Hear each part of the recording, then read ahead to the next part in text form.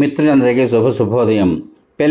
పిల్లల్లాంటి పెద్దల్ని చదివించే కమ్మని కథలను స్వర్గానికి దుప్పట్లు అనేటువంటి చిన్న కథల సంపుటిగా అందించిన శ్రీ కల్లూరి రాఘవేంద్రరావు గారు రచించినటువంటి మరొక కథ ఈరోజు విందాం. కథ పేరు అడవి కాగడ. విందాం మరి. కథ పేరు అడవి కాగడ. ఓ కీకారణ్యంలో జింకల జంట ఒకటి అన్యోన్యంగా కాపురం చేస్తూ ఉండేది. అది అడవిలోని క్రూర మృగాల బారిన పడకుండా ఉండడానికి ఎక్కడికి వెళ్ళినా రెండూ కలిసే వెళ్ళేవి. అయినా వాటి బాధ తప్పింది కాదు. దాంతో నిండు చూలాలైన తన ఇల్లాల్ని వదిలి వెళ్ళడానికి మగజింక సంశయిస్తూ ఉండేది. ఒకనాడు విధివశాన ఆ మగజింక ఓ చిరుత బారిన పడింది. దాని పట్టు నుండి అది ఎలాగోలా తప్పించుకుని ఇల్లు చేరింది.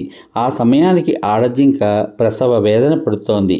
చిరుత చేసిన తీవ్రమైన గాయాలతో బాధపడుతున్న ఆ మగజింక ఇక తనకు చావు దగ్గర పడింది అని నిశ్చయించుకుని, మన సంతానాన్ని కాపాడుకునే బాధ్యత నీదే అని చెప్పి కన్ను మూసింది. అంతలోనే ఆ ఆడజింక ఓ పండులాంటి మగ కూనను ప్రసవించింది. మగ దిక్కులేని ఆ ఆడజింక తన కూనను క్రూర మృగాల బారి నుండి ఎలా రక్షించుకోవడమా అని ఆలోచిస్తూ ఉండేది. ఆ సమస్య పరిష్కారం కోసం అది అడవిలోని పెద్ద జంతువులన్నింటినీ కూడా కలుసుకోవాలి అని అనుకుంది. ఒకనాడు అది ఏనుగును కలిసి తన గోడు చెప్పుకుంది. అందుకు ఏనుగు, నేను ఎంత గొప్పవాడినో నీకు తెలియంది కాదు కదా. అయినా క్రూర సింహం కల్లోకొచ్చిందంటే చాలు వణికి చస్తాను.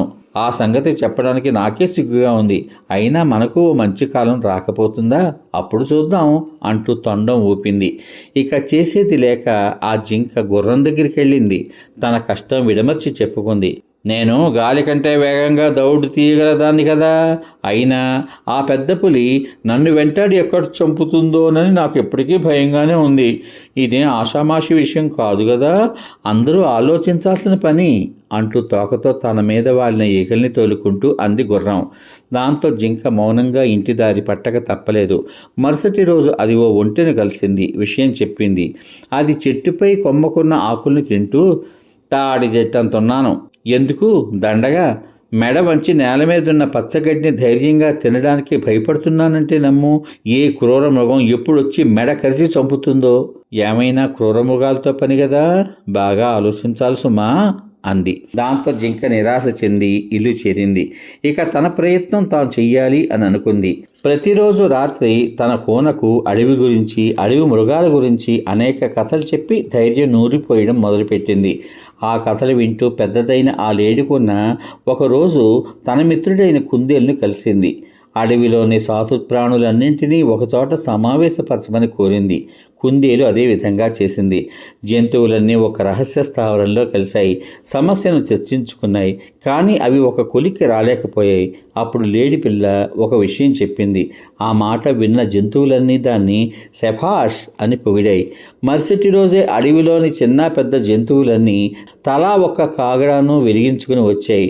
చిన్న జంతువులేమో పెద్ద జంతువుల మీద ఎక్కి ప్రజ్వలిస్తున్న దివిటీలను ఊపుతుంటే అవి మెల్లగా నడవడం మొదలుపెట్టాయి. అవన్నీ ఓ దండుగా మారి మూకుమ్మడిగా క్రూర మృగాల మీదకు దాడి చేశాయి. ఆ మండుతున్న అగ్నిజ్వాలలు తమ మీదకే ఉరికి వస్తుండడం చూసి క్రూర మృగాలని హడిలిపోయాయి. ఈ విచిత్రమైన దావానలం ఏమిటా అని విస్తుపోయాయి. ఆ మంటలు తమనెక్కడ కాలుస్తాయోనని భయపడి అవి అడవి విడిచి పారిపోయాయి. ఆ రోజు నుంచి క్రూర మృగాలు అడవిలోకి రావడానికే భయపడుతున్నాయి. జంతువులన్నీ లేడికోన తెలివిని మెచ్చుకున్నాయి. జంతువులన్నీ కూడా లేడికోనను నువ్వు మా అడవి కాగడా అంటూ అభివర్ణించాయి. సమాప్తం. ఇంతవరకు మీరు శ్రీ కల్లూరి రాఘవేంద్రరావు తాతయ్య గారు రచించినటువంటి అడవి కాగడ అనే కథ విన్నారు.